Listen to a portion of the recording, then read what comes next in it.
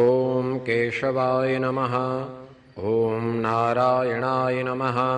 ॐ माधवाय नमः। ॐ गोविन्दाय नमः। ॐ विष्णवे नमः। ॐ मधुसूदनाय नमः। ॐ त्रिविक्रमाय नमः। ॐ वामनाय नमः। ॐ श्रीधराय नमः। ॐ ऋषिकेशाय नमः। ॐ पद्मनाभाय नमः। ॐ दामोदराय नमः। ॐ सङ्कर्षणाय नमः। ॐ वासुदेवाय नमः। ॐ प्रद्युम्नाय नमः। ॐ अनिरुद्धाय नमः। ॐ पुरुषोत्तमाय नमः। ॐ अधोक्षजाय नमः।